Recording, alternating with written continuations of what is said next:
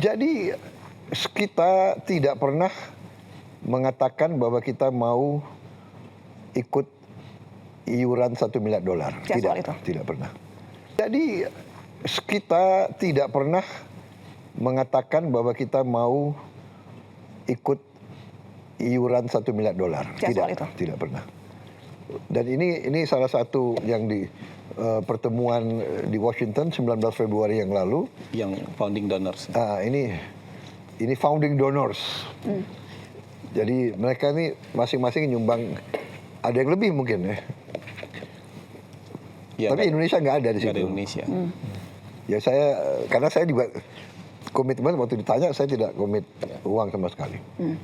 Kita mengatakan kita siap untuk pasukan perdamaian berapa yang diminta. Kalau benar-benar gencatan senjata terus berhasil, baru bisa. Dan sudah mulai pembangunan, bisa saja Indonesia ikut serta kan. Kita punya Basnas, kita punya kan nanti. Kita sebelum ini pun kita sudah bangun rumah sakit, kita sudah bikin macam-macam di situ. Gak ada komitmen sama sekali. Ini sekarang biaya cukai harus kita bersihkan juga. Semua institusi-institusi harus kita bersihkan. Makanya saya semua kawan-kawan di semua lembaga saya tanya, yuk bersihkan dirimu atau yuk nanti akan dibersihkan. Dan saya lihat beberapa menteri saya sudah kelihatan udah mulai benar nggak.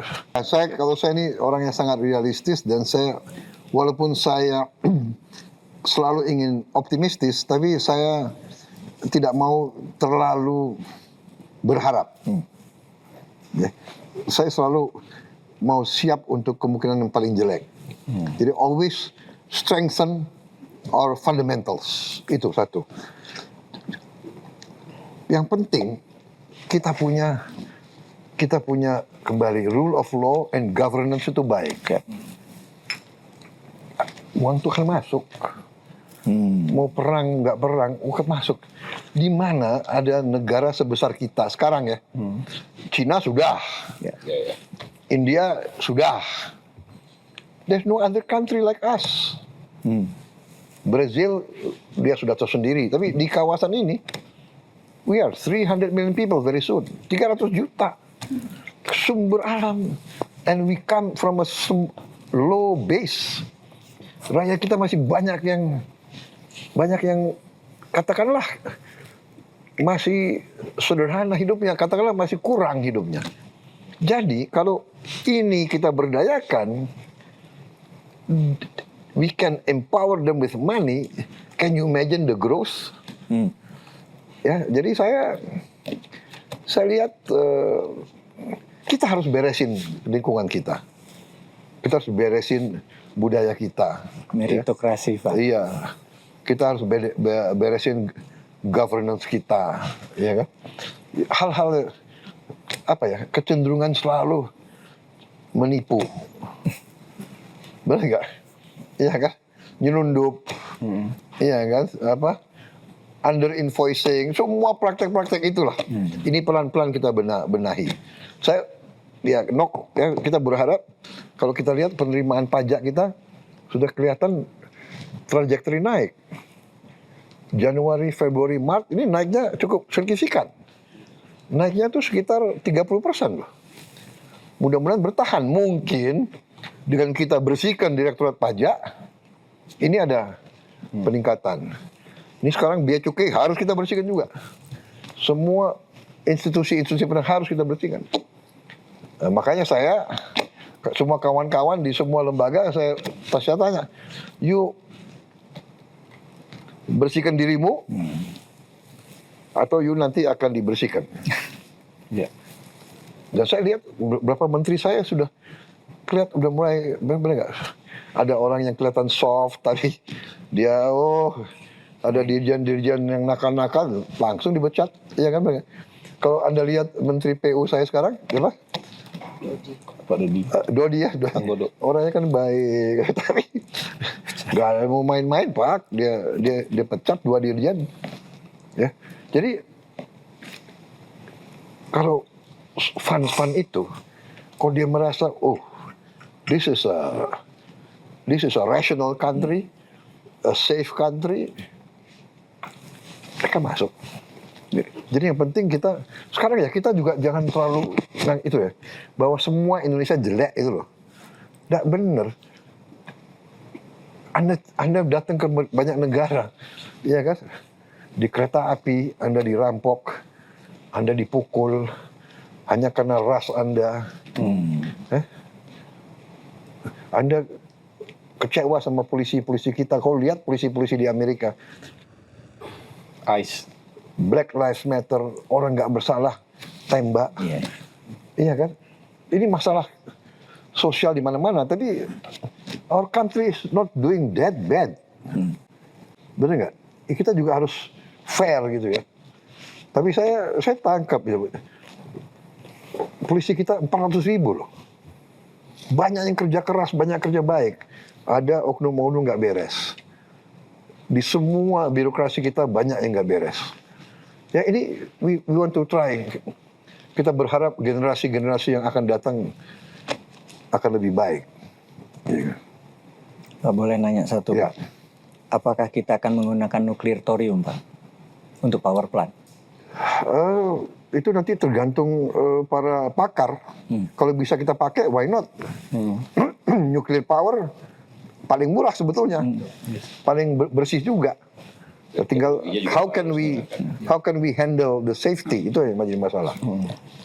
Saya kira kalau kita sudah mencapai nanti 100 gigawatt dari tenaga solar, Lebih murah lagi. kita lumayan tuh nanti. Plus biofuel, karena kalau biofuel ya terbarukan itu kan tiap tahun kita nggak akan habis itu, iya kan? Solar kita. Itu 100 gigawatt solar power, Pak ya. Itu kan berarti 100.000 hektar tanah untuk kan 1 mega 1 hektar ya. Itu di berbagai daerah kan disiapkan. Ya. Karena secara tanah kan besar, Pak, untuk cover the span ya. Kan 1 mega 1 hektar lah kira-kira. Iya, kan kita punya 80.000, 90.000 desa. Kalau desa di luar Jawa untuk cari 1 hektar Besar-besar itu nggak ada masalah. Kalau di dalam Jawa kita sudah hitung, kita punya banyak tanah, ya kan? Ada tanah HGO yang tidak dikerjakan, ada tanah perhutani yang tidak dikerjakan. Nah ini semua bisa kita pakai. Oke. Pak Mardigu, Terima cukup kasih. sejauh ini?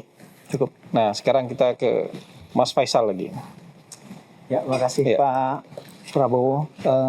Di round kedua ini saya ingin melanjutkan tadi yang Bapak sebutkan di round pertama masalah industrialisasi, Pak. Ya. Nah, jadi saya dan juga teman-teman di KOR itu sangat sepakat dan termasuk yang meyakini bahwa kita tidak bisa tumbuh lebih tinggi tanpa industrialisasi, gitu. Dan kita bukan hanya ingin tumbuh tinggi, tapi yang disampaikan Pak Dede tadi, kita ingin ada lapangan pekerjaan formal gitu. Jadi istilahnya mungkin jobful growth ya, bukan jobless growth. Nah, dan salah satunya hilirisasi, program prioritas dari pemerintahan yang lalu sampai dengan sekarang. Nah, tapi saya ingin menghubungkannya dengan ART, Pak, Agreement of Reciprocal Tariff yang barusan ini, Pak ya. Nah, dan barusan tadi Bapak juga cerita masalah bargaining power Indonesia. Ketika ART itu soft copy-nya itu sudah tersebar, nah ini terus terang kita langsung teliti satu persatu dari pasal ke pasal, Pak. Nah memang kalau melihat dari sisi keuntungan, ada beberapa sektor yang kita dikecualikan dari tarifnya untuk kita bisa masuk dapat keuntungan dari ekspor di beberapa sektor tertentu. Ada 1.819 komoditas. 1.819 komoditas, Pak, yang kita 0%. Ya. Nah, tapi kalau melihat syarat yang lain, Pak, ya, terutama yang non-tarif measures, yang kita harus bebaskan semua. Kita tahu non-tarif measures itu banyak, dan non-tarif measures ini hubungannya erat sekali dengan industrialisasi, Pak. Selain non-tarif measures juga ada klausul yang lain kaitannya dengan critical minerals yang kita diminta untuk membuka akses itu. Nah ini kaitannya dengan hilirisasi, Pak. Kalau dilihat dari klausulnya bahwa kita disuruh buka full akses bukan hanya untuk processing tapi sampai mining, Bang. Nah, ini saya terus terang jadi bertanya, ini kan ada beberapa yang tidak sejalan dengan program prioritas kita gitu untuk hilirisasi gitu. Dan kalau kita menjalankan ini, bagaimana dengan masa depan hilirisasi kita, industrialisasi kita, critical minerals kita, termasuk tadi NTM yang sebetulnya itu menjadi modal kita juga untuk mendorong industrialisasi. Ini pertanyaan saya, Pak. Gitu. Jadi gini ya, non-tariff barrier, apa non-tariff, kita sekarang ya punya free trade area sama China, sama Uni Eropa. Do you know what that means? That means nggak boleh non-tariff barrier juga terhadap mereka. Benar nggak? Contoh yang dipersoalkan Amerika antara lain begini, dia buka pabrik di Batam, di Batam atau pokoknya satu special economic zone. Ya. Pabrik itu membuat alat-alat medis, ya, ronsen, MRI dan sebagainya. Boleh jual ke negara lain, kan? Karena special economic zone kan nol tarif. Betul. Dia jual. Indonesia butuh, dia jual ke Indonesia, kena tarif. Anda ngerti? Ya. Hal-hal ini yang mereka minta diluruskan. Itu satu. Yang kedua, yang critical mineral, saya sudah katakan kita terbuka, but everything at market price, at economic price. Ya, jadi kalau dia mau ikut, kita izinkan mereka mining di Freeport. Sudah berapa puluh tahun. Freeport sekarang menghasilkan salah satu revenue kita yang paling besar. Kita izinkan. Critical mineral itu is a commodity, right? Yeah. If they pay international market price, mau dia yang main atau kita yang main, we get the economic value, right? Tapi kan ada kaitan Yang penting kita hilirisasi kasih akses. Export ban, Pak. Export ban dari critical minerals yang komoditas itu kan jadi Siapa yang modal ban? kita untuk Yang ban siapa? yang nikel, Pak, contohnya. Hah? Bahan mentahnya kan kita tidak. Oh iya, bahan mentah kita minta di processing. Kalau dia mau mining dan proses di sini tetap dong. Ya.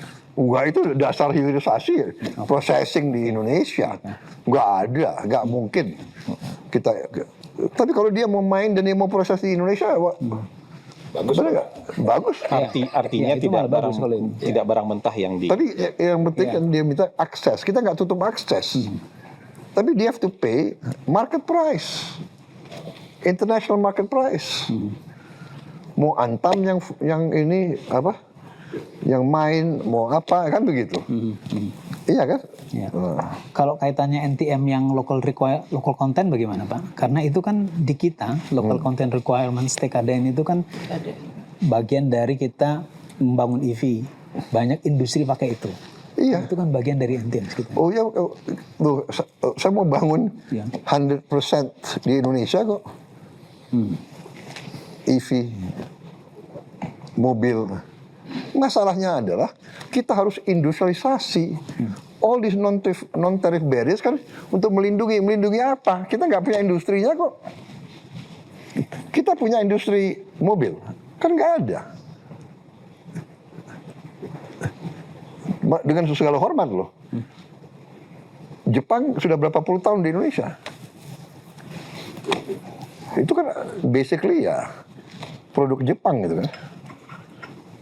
Ya kita sekarang yang penting harus industrialisasi. Kita harus bikin pabrik motor. Kita harus bikin pabrik mobil. That's where we get the real margin gitu loh. The real value add. Jadi tim saya juga cukup, nggak mungkin lah kita akan korbankan kepentingan nasional kita. Nggak ada masalah bagi kita. Nggak mungkin. Share like a comment. Subscribe, share like a comment. Subscribe, share like a comment. Subscribe, share like a comment. Subscribe, share like a comment.